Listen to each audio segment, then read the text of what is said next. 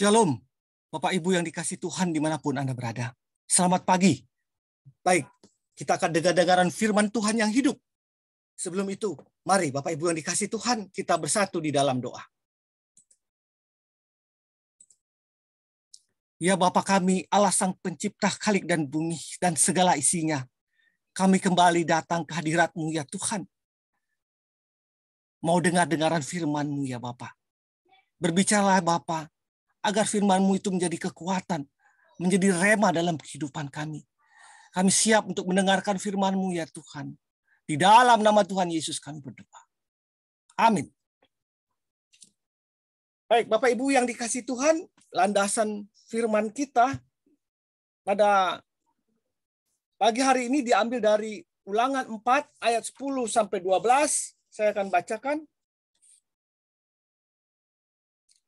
Ulangan 4 ayat 10 sampai 12.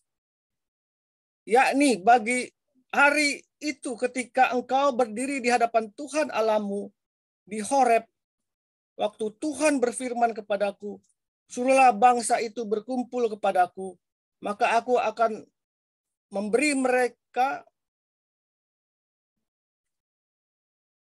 mendengar segala perkataanku, sehingga mereka takut kepadaku selama mereka hidup di muka bumi, dan mengajarkan demikian kepada anak-anak mereka. Lalu kamu mendekat dan berdiri di kaki gunung itu, sedang gunung itu menyala sampai ke pusat langit dalam gelap gulita awan dan kegelapan.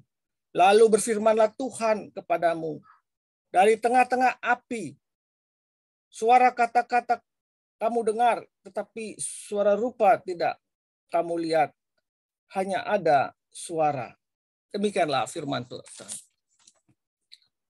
Judul renungan kita pada pagi hari ini adalah totalitas iman. Totalitas iman. Sebelum Tuhan menyatakan diri ke hadapan bangsa Israel di Gunung Horeb, Ia sudah memperingatkan bahwa Ia hanya akan memperdengarkan suaranya, bukan rupanya. Artinya bangsa Israel harus mampu melihat seluruh keberadaan Tuhan dalam perkataannya. Perkataan Tuhan adalah Tuhan itu sendiri, dan perkataannya adalah ya dan amin. John Ortberg, penulis buku Iman dan Keraguan, mengatakan bahwa ketika kita beriman, seringkali juga timbul keraguan. Iman dan keraguan berada dalam satu rel iman. Artinya musuh besar iman adalah keraguan. Keraguan membuat kita tidak dapat melihat seluruh keberadaan Tuhan dalam firman-Nya. Kita meragukan janji firman Tuhan.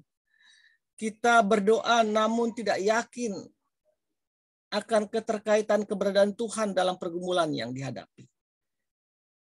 Kita berdoa tetapi tetap mengalami ketidakpastian dan keputusasaan. Kita berdoa hanya sebagai tuntunan kekristenan. Doa tanpa iman diibaratkan kendaraan tanpa bahan bakar, sehingga terhenti di tempat kita berpijak. Untuk itu, kita harus melakukan lompatan iman. Bapak Ibu yang dikasih Tuhan, jangan pernah meragukan iman Tuhan.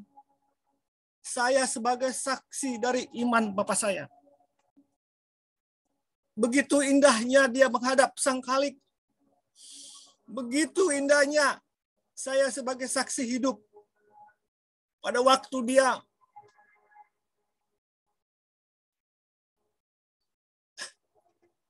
menghembuskan napas terakhir. Sangat tenang sekali, Bapak Ibu. Tidak ada satu kesakitan pun kulihat. Saya menyanyikan lagu Saya Mau Ikut Yesus di air-air. Itulah kuasa Tuhan, Bapak Ibu. Barang siapa yang takut akan Tuhan dan melakukan kehendak-Nya. Barang siapa yang takut akan Tuhan dan melakukan kehendak-Nya, tidak akan pernah ditinggalkan Tuhan di bumi ini maupun di akhirat nanti. Saya sebagai saksinya. Jadi jangan pernah meragukan kehendak Tuhan, Bapak Ibu. Jangan pernah meragukan imanmu yang hidup itu. Teruslah datang kepada Tuhan. Niscaya hidupmu akan dikuasai oleh roh itu. Niscaya hidupmu akan dikuasai oleh kuasa Tuhan itu. Engkau akan mengakhiri hidupmu dengan damai. Pertandinganmu telah selesai. Dan kau menghadap Sang Khalik bersama Tuhan di surga nanti.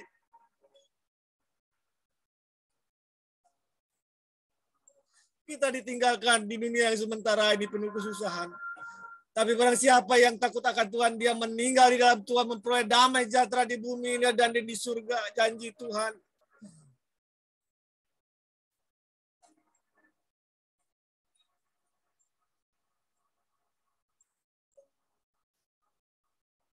Tuhan Yesus, terima kasih buat kasih karunia.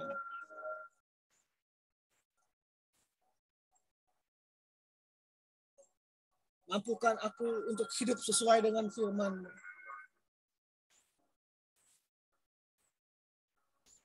Kepercayaan dan ketaatan kita kepada firman Tuhan merupakan bukti akan keutuhan iman kita di hadapan Dia.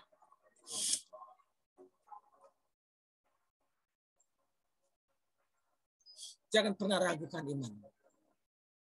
Tuhan itu hidup. Tuhan akan terus bersamamu. Sampai engkau menyelesaikan perjalanan hidupmu di bumi ini.